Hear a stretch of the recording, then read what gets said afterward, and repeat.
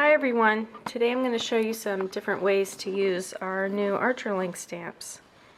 I'm going to take and show you some things with this one and this one. The first thing I did was stamp them onto tissue paper, or tracing paper actually, and I cut them out. You can't really see that, but I used Dove Gray Stays On. That way when we paint it, there you can see it there. That way when you paint it, the lines don't really show up that well. And you can adjust things. And then for this other girl, I stamped her and then cut her out in 3 pieces.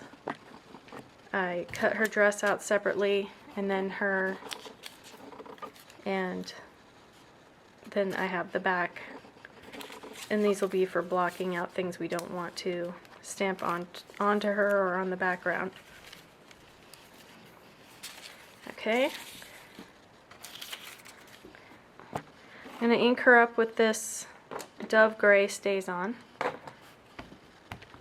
And I'm using this because it's permanent and it won't bleed when I'm coloring it.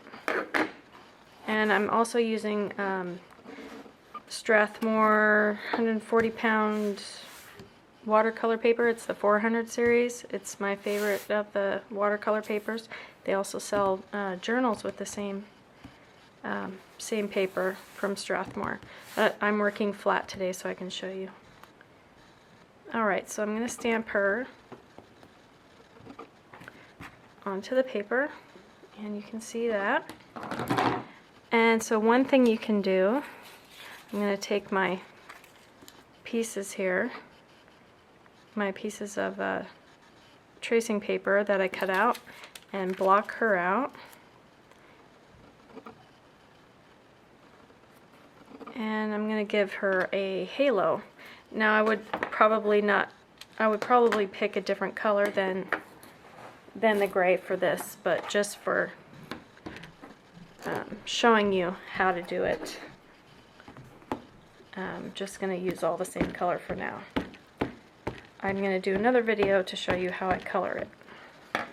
So anyway, I would take this, let's see, and sort of put it over her head and stamp. Lift it up and move those, and then you've got a nice halo around her head. You could also do the same with this one and put the mask over her face, ink it up, and stamp it. I wouldn't do these together, but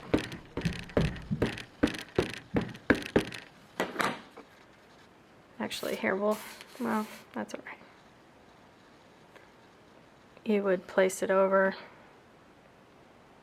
the same. So there's one thing you could do.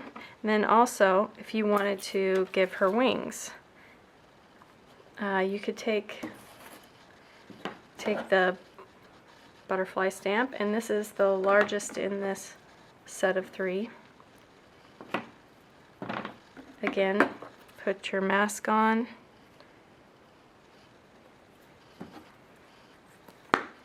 ink up your stamp with whatever color it is you're wanting it to be. Usually I do black, but today we're doing gray. And set it about where you think it should come out on the shoulders. Now, if you want them to come out more, you would just ink one wing at a time and come out over here, stamp that one, then stamp that one separately. I'm just going to go ahead and stamp it like this. And then see, you have the wings here. So she would be ready to start coloring. You could also, another thing you could do is mask her, except for the dress, if you wanted to give her a pattern inside her dress, and you could use this script stamp.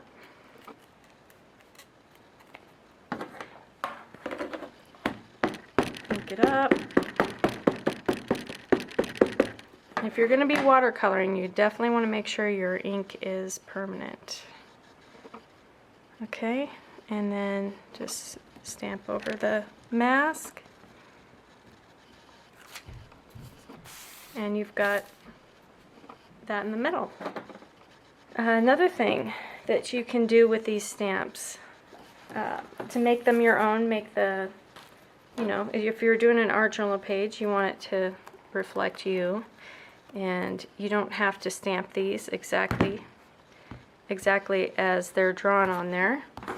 You could ink up just the body. And if you're going to paint over this, it's not too big a deal if you get some of the lines showing. So I'm going to kind of wipe out where the hair is. Okay. And then you would stamp her. And you've got pretty much just the face. And then you can add your own hair. I would maybe draw in an oval.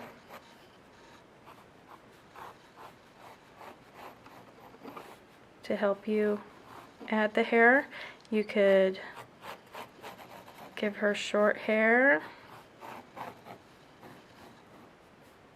maybe some bangs, or you could give her, you know, round hair, flowy hair. It's up to you. You could, you know, it doesn't have to be just like I've made it here. You could also extend her mouth up to make her more smiley.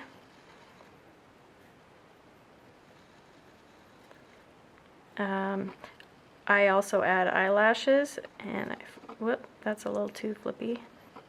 Flip them out. You don't want, let's see, you don't want straight up and down eyelashes. Those are more Raggedy Ann like eyelashes, which you could do, but I like to curve them up. Those are more realistic to curve. And you could do some on the bottom if you wanted, or you can give her Raggedy Ann, which actually is kind of cute too. All right, so let's see. Also, I like to add flowers to their hair, so I've inked just one flower on here, and then you could give her a side flower. For one of the projects I did on the blog, I stamped this hydrangea stamp and used the light color, the gray ink, and stamped it over and over. And the ink is so light when you watercolor over it doesn't really show. So you could also do that. With this, I inked it with the color and I used my mask. And even with the hair, you could adjust the hair and trace it onto tracing paper if you've adjusted your hair. And I've did the same thing, masking her and, you know, doing a background. So when you mask it, just what you want to show shows. Okay, I'm back to show you how I did some of my coloring, like on these pieces. These were done in watercolor and a little bit of gesso, like on her wings. And this was also watercolor, and also some stays-on, stamping with stays-on. So I have my piece that I showed you earlier and stamped, and I wanted to show you how I watercolor. I like to use the Winsor Newton watercolors. I put them in a palette like this. They come in tubes. I put them in a palette and then I put the colors on a sheet so I know what I'm using.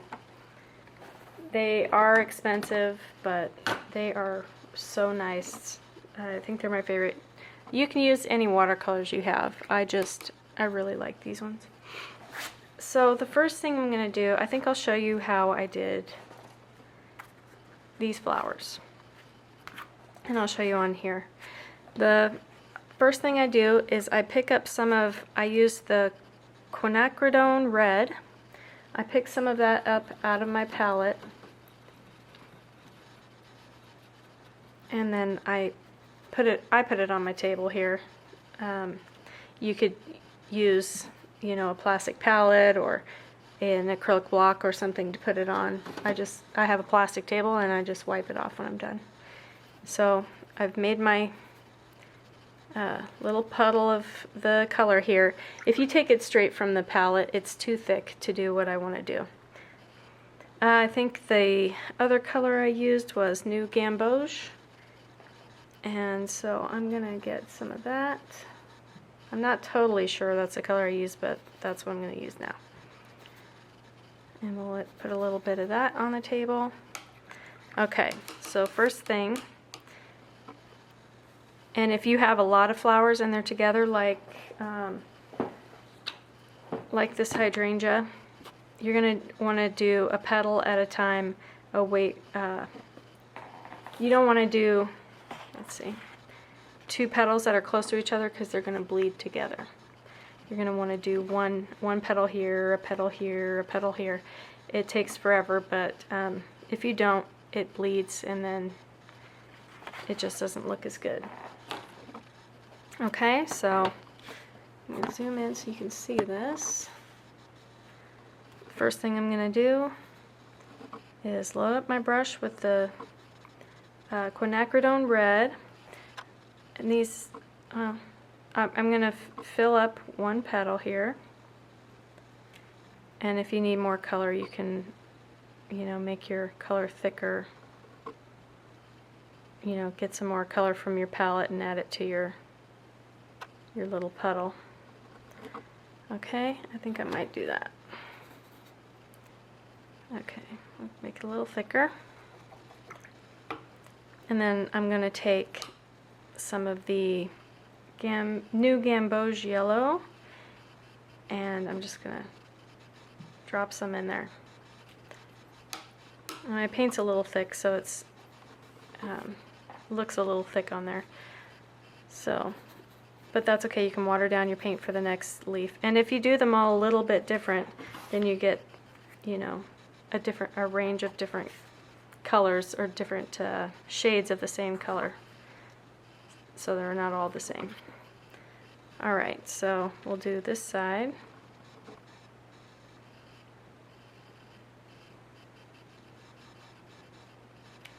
And again, I'm going to clean my brush, pick up some of the yellow, and just sit it in there. See, it's a little thinner. It whooshed right up in there. So the thinner the color, the more spreading of the top color. And I'm just going to go ahead and do the rest of these petals. I'm just going to try not to touch the other petals or it will bleed.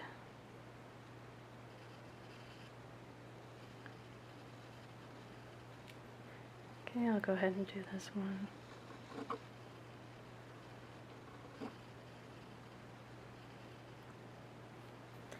And then we'll pick up the yellow after we clean out our brush. Touch it there, touch it there. And then when it dries, it'll look like these. Okay, so we'll set that aside, or let that dry. I'm going to wipe up my little mess here. Alright, so next I'm going to show you how I did her eyes. Okay, so for those ones I used Payne's Gray. So I put a little Payne's Gray on the table there. And I also used the, I think it's olive green. These are two colors I like to use a lot. I'm putting them on my table. You could also use indigo. That's pretty close to what I used also. It's a little bit, let's see, it's a little bit bluer. I'm pretty sure I used Payne's Gray, but there's also indigo. Alright? Or whatever it is you want to use. Okay, so I'll go ahead and do the indigo since it's bluer. And I'm going to put, let's put it in for you. I'm going to put a light.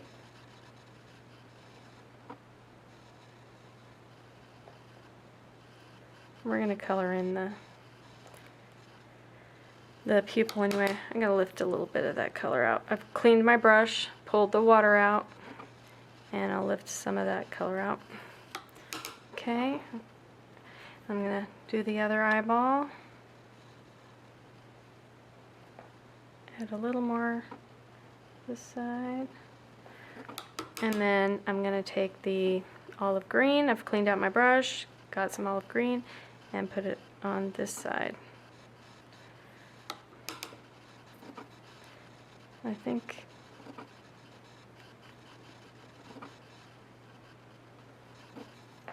okay, it's spreading. So that's going to take a few minutes to dry also. So I will show you how that looks in a few minutes, and we'll finish up what the eyes look like, or finish up with the pupils and all that, so you can see what they look like done. I'll show you how to do some skin on this one. I think I'll take the burnt umber, and we're going to have that really washed down before we put it on her face. I'm going to blow it up. Okay, so I put some burnt umber on my brush straight from the palette. I just put a little bit on the edge of my brush. Not too much. You don't want to make it too bad, too dark. I'm going to come around here. I'm going to clean out my brush and spread the color.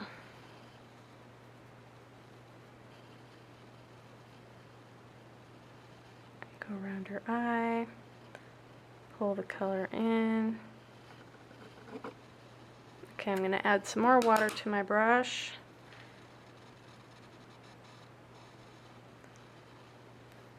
And just kind of drag the color around. I'm leaving white up the center of the nose for a highlight on her nose. Okay, then I'm going to grab a little bit more of the color and put some under her neck. Come around.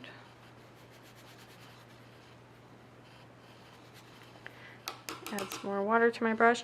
Let me zoom out a little bit. Every time I clean out my brush, I do grab it and I pull some of the water off so it's not waterlogged. You don't want it to be too drippy, then you'll have a puddle on your paper and you don't want that.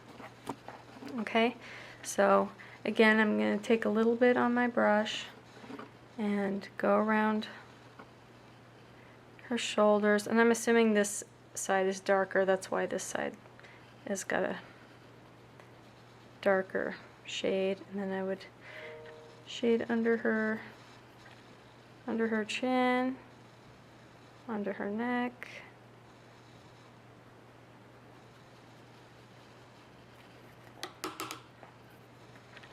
And I've cleaned out my brush, added some water to thin it out. Alright, and every time you hear me tap, I'm cleaning it out and I'm pulling some off my brush. I'm going to add a little bit more to my brush. I'm going to turn this and I'm going to shade, oh, I just put my fingers in that flower. I'm going to shade around her nose. Here, and then down there, Okay, I'm going to turn it back over so I can see it. Alright, and then I'm going to shade under the nose a little bit and under her bottom lip. And you could add a little more shading. I've cleaned my brush again, pulled the water out, and I'm going to go underneath her eyes a little bit. Drag some color under there. A little more.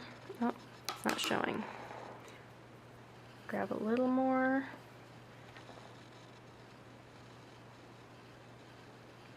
And shade under that eye and over. You can always keep layering. Make sure you're not scrubbing hard with your brush, or that's going to ruin the paper. I'm just lightly adding this on here. Okay, so that's pretty good. You could, you know, do more layers and add extra colors like the Payne's Gray. You could use that and add some shading if you wanted. Give it a little more depth. I've got some Payne's Gray on my table from doing her eyes. You can go around to give her a little darker shadow. Come around. Do some under her eye if you wanted. Come around. Okay. So then I think I'll go ahead and fill in her little eyes here. And she's got little tiny eyes, so I'm not going to go too crazy on hers. If I want, you could add a little bit of green if you wanted. Okay, so let that dry. I'm going to go ahead and do her hair. So I think I'll do give her black hair. Just zoom out a little bit. So I'm just going to do a wash of black, and I've got ivory black here. Any black you have will work. I'm not going to go solid black. I'm going to do a wash of black over her hair.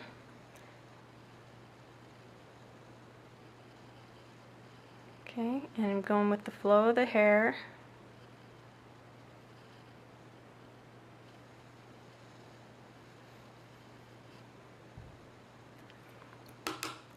Alright, and going with the flow of the hair. And back up.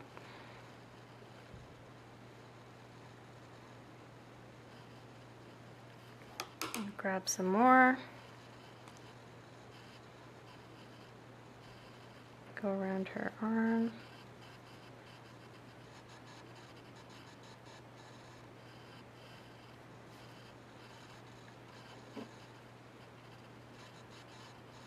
And I'm filling that in right there.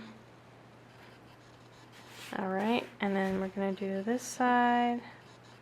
Still trying to keep with the flow of the hair.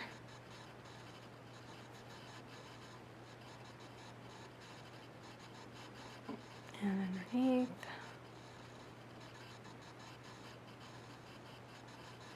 Okay. So next I would take the same color, the lamp black, and make it a little bit darker. Or ivory black, not lamp black.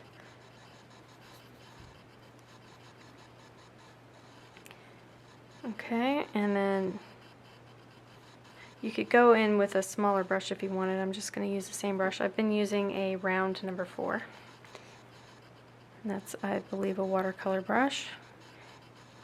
And then you're going to just kind of go around and make lines of hair. Not touching until they come down to the point. And we'll do the underneath after. So you're going to go with the lines of the hair, come around, you could come up, make some lines. See that? Yeah. And come around.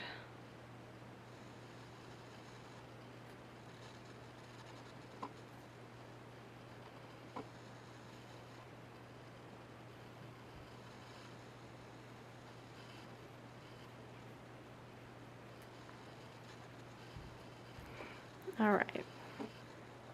Do some more on the top.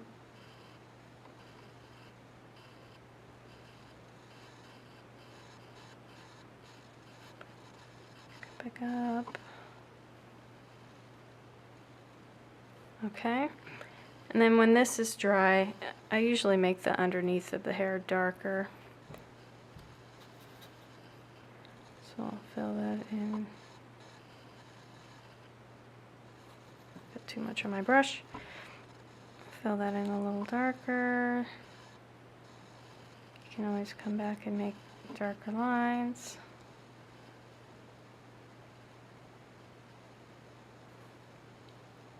And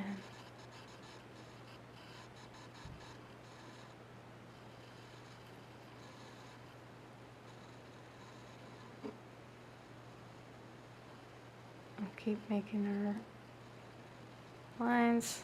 I'm going to fill that in right here.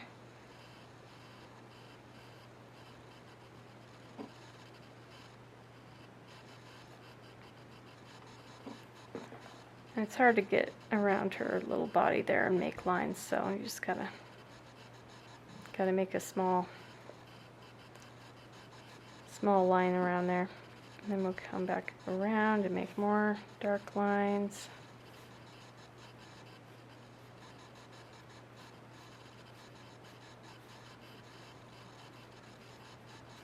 Okay.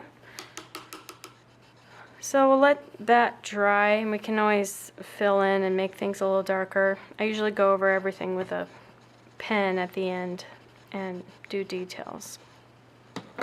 That is what I'm going to do to her eyes on this side and show you. You can see this is drying. I did put my finger in that one, but it's looking pretty good. Mostly dry except that one. Alright, so on these eyes, I usually do take some black watercolor and fill this part in, and then come around here like that, and like that.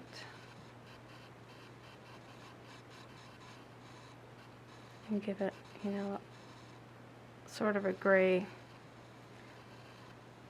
color, not solid. Okay, and then I let that dry.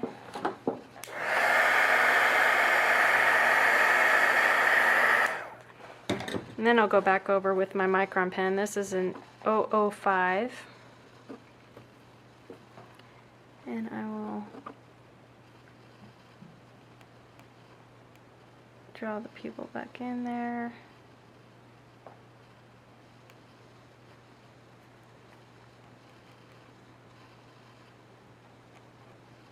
And just make a line.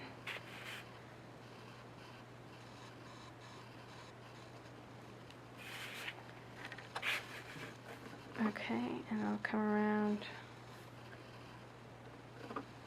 that, maybe make some lines like that. Then I'll usually go in with a Posca pen or white gesso, and I'll put her little highlight in her eye, and pretty much that's it. I did make her eyes a little unround, not round, but that's okay. Then I'll usually, now I would have painted her face first normally, but I just wanted to show you how I did the eyes.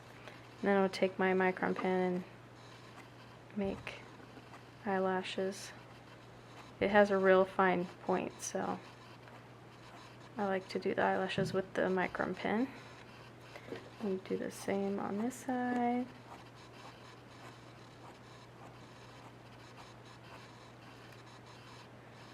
Okay, so that's it for that. For the hydrangea, usually make a little circle in the middle. You can leave it as is, or you could draw around the petals. That's up to you. So for this girl, feels like her hair is pretty much dry. I would go in with my micron pen and draw in the lines.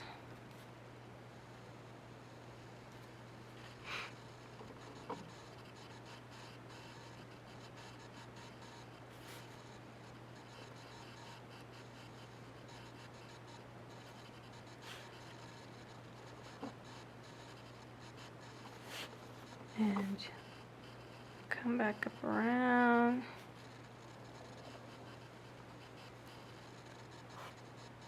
Could draw some more sketchy lines in there. Come around on this side. I also like to add extra strands of hair.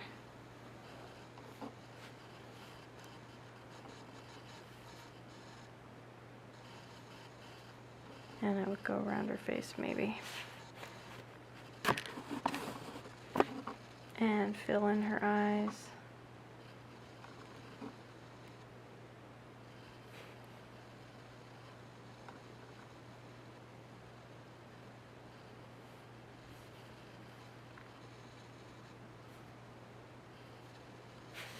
Okay.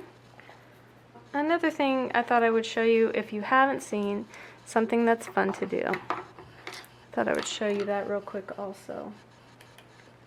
Just gonna find a paintbrush. For backgrounds, when you're doing backgrounds, you could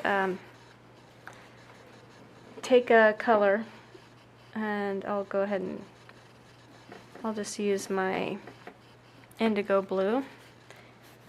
And you could do a wash over the background.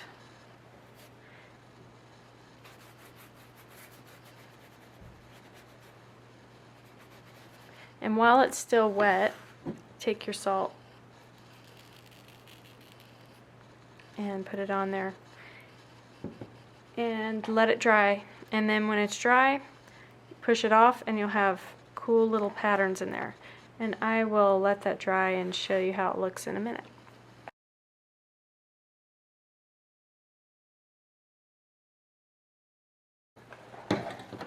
Okay, so I think it's mostly dry. We'll see.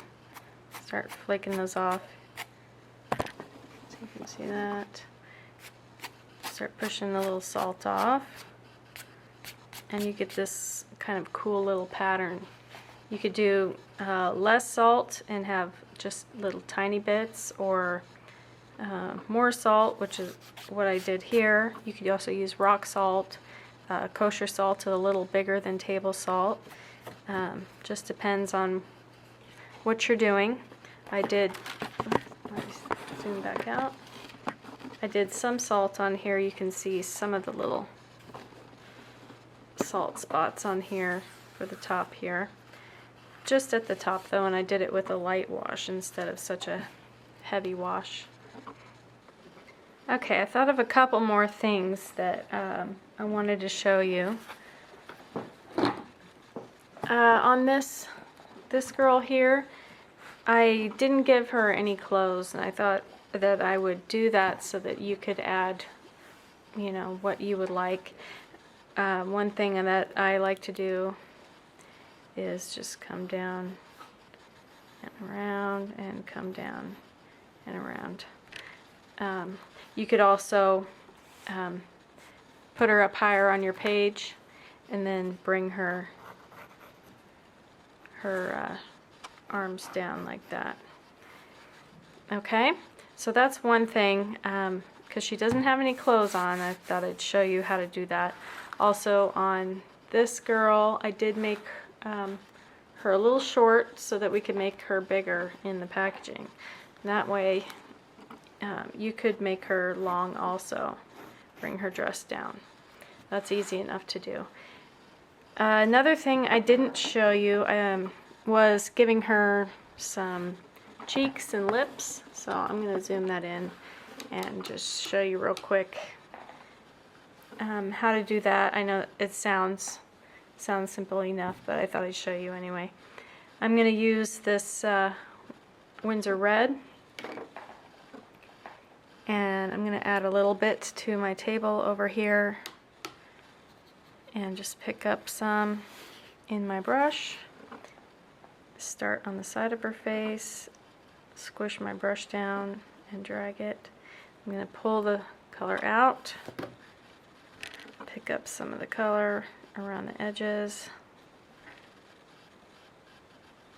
Okay, and I'm going to do the other side the same way. I'm going to start back at the edge of her face, come in. I'm going to get a little more water on my brush. I've squeezed the water out, and I'm going to pick up some color on the edges. This keeps it from having lines. Now on this side you can see there's some lines. I'll come back in with my wet brush and pick up the edges so that it blends in with the face. And it's not too big a deal to have, you know, lines. I just like to keep them cleaned up. Okay, and then for the lips, I usually make the top lip darker. So I think you can see that. I'm gonna go in and do the top lip and wipe some of it out of my brush, and then just kind of fill in most of the bottom.